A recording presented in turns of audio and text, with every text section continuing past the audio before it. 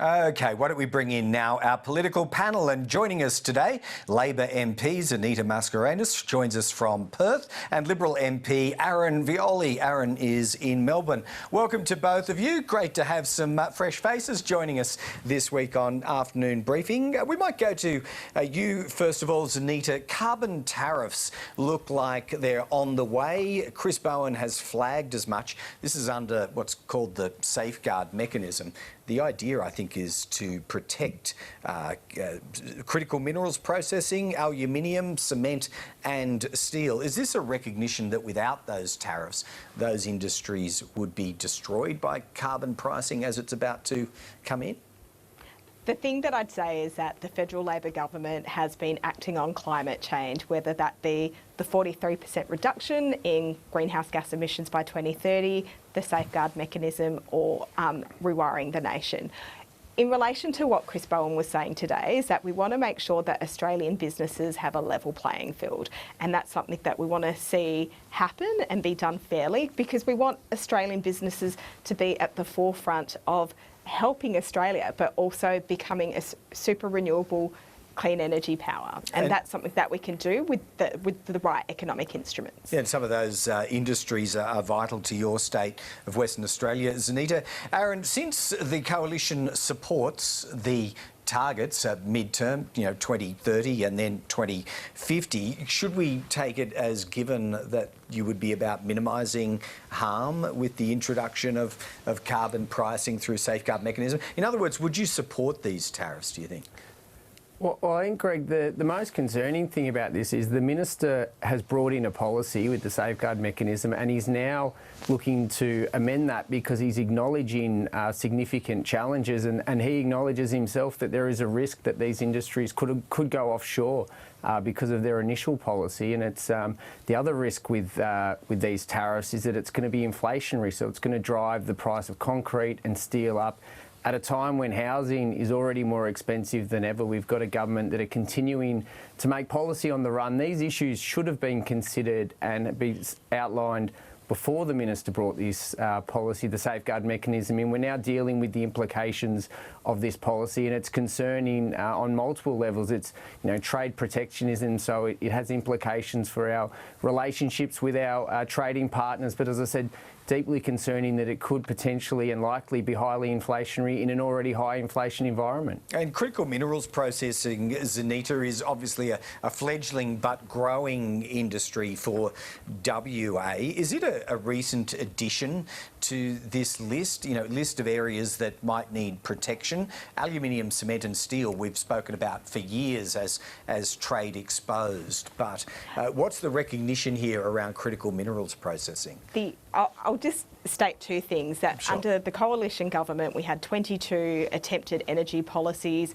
We basically saw a lack of action, but I also would say that there was also some legislation that talked about emissions-intensive trade-exposed industries. And these are industries that we wanted to make sure that can exist and be successful in the future. And the thing that I would say about critical minerals is that critical minerals is an exciting opportunity for Australia, in particular Western Australia. And we want to make sure that this is an industry that is successful, and we've got so much of an opportunity to become that super renewable energy power, but also add to the value chain to make sure that we maximise these benefits. And so this is something that we'll continue to work on, but I know that the federal Labor government and Chris Bowen is committed to seeing the success of critical minerals in Australia. All right, why don't we move to kind of pick up on something that developed late last week. It concerned refugee intake numbers, but I guess it also dovetails with general immigration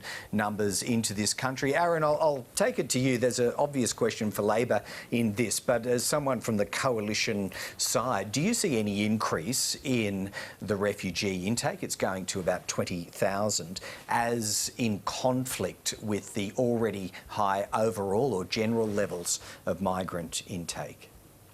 Well, I mean, I would acknowledge, Greg, and I would pay compliment to the Labor Party. Yeah, they took to the election to increase from roughly 17,000 to 20,000 refugees. So they're honouring their election commitment, and I'm not going to criticise the government for doing that. I think it's good. The more governments could honour their commitments. It would be nice if they honoured the $275 reduction in power bills, I would mention. But what I would also say is that as we increase refugees, as we increase our migrant intake, and we're looking at 1.5 million coming in, I will always support migration. My family came from Italy in the 50s. We wouldn't be here without migration. It's one of the key pillars of our country, but we need to do that and make sure that we're providing, in particular, infrastructure, but supports around roads, education, health. We need to balance an increased migrant intake with those, things that we need. At the same time that we're increasing migrant intakes, we've got the government putting all infrastructure spending on hold. The 90-day review is now up to about 95 to 100 days review. We still don't have any feedback from the Minister of when she's going to make these announcements on infrastructure. My community is waiting to hear, many communities are waiting to hear about much needed projects. So there is some frustration in the community that at a time of increased migration, we're not seeing that support, particularly in infrastructure spending from the government. Yeah, all right. Well, we are waiting on that review to come forward. Zanita, on the ultimate ambition, this is one that I suppose a Labor caucus member would be asked. The ultimate ambition for Labor is to get to 27,000 refugees per year. But by when? Going up 2 and a bit thousand is one thing. There's a long way to go, isn't there?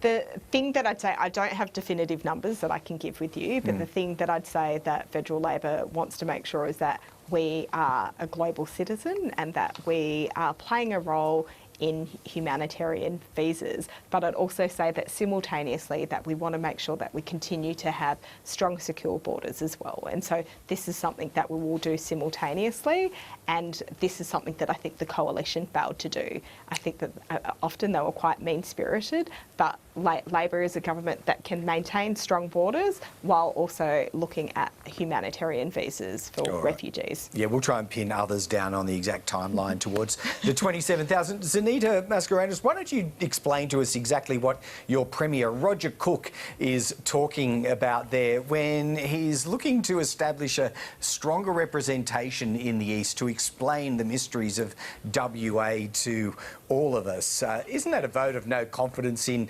you and the roughly, I think it's about 25 or 26, isn't it, WA representatives in the federal parliament? So I won't speak on behalf of the Premier, but my understanding is that he would like to establish a WA hub, and I see this as an opportunity to build stronger relationships between Canberra, bureaucrats and maybe ministers, as well as seeing how WA can extend its agenda. And the thing that I would say is that it's a government that wants to work collaboratively with the federal government, which is completely opposite of the coalition government.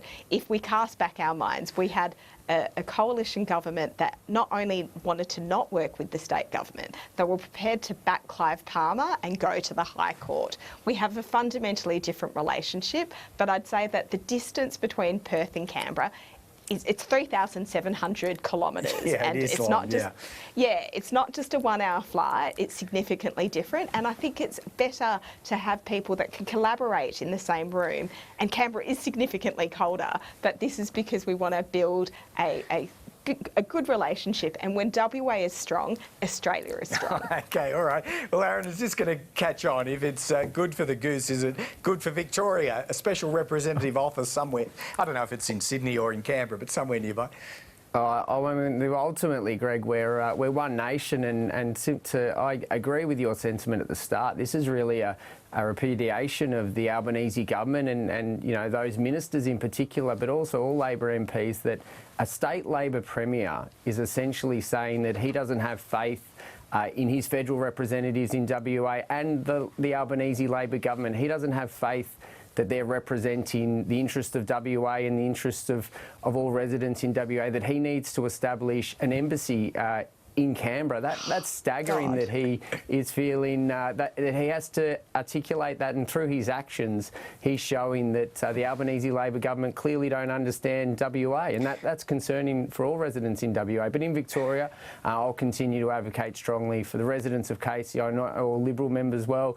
Daniel Andrews and Anthony Albanese like to cook barbecues together, so I don't think Daniel Andrews will need to establish an embassy in Canberra. All right. Well, let's hope secession doesn't, grow from here. Zanita, I think you wanted to get a quick final word, but I did want to ask you guys about the Matildas, actually. So why don't I just press on, because time is short. When the FIFA World Cup is over, the legacy, whether it be higher participation programs for women's sport or, in fact, more infrastructure, what briefly do you think it should be, Zanita? And then we'll get some ideas from Aaron. I've been so proud of what our women have done nationally. I think it's been such an inspiration for little girls and little boys. From a legacy perspective, I think that we'll see so many more people take up soccer, but I also do want to see further investment into sports for all Australians, including women's sports. And people didn't anticipate that this would be the nation's widest watched event, and I can't wait to see the quarterfinal. Oh, there are so many waiting on what remains. But Aaron, this trade-off, participation, grassroots, infrastructure, which is it?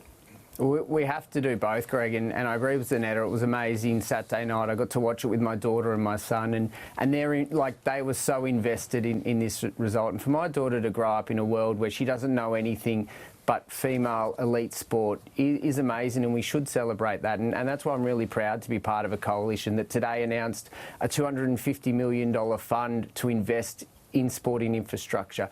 Across every club that I visit in Casey, the opportunity is there. Women and girls are playing sport in higher numbers than ever, but the facilities aren't up to scratch because they were built in a world where there was mainly men playing. So we've committed $250 million. We're hoping the states will match that, and then also requiring community groups to put in 20% of that to really stretch the dollars.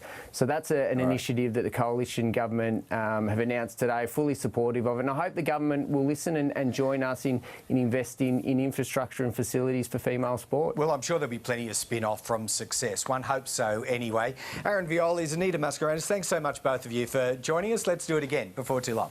Thanks, Greg. Thanks, Anita. Thanks for having us.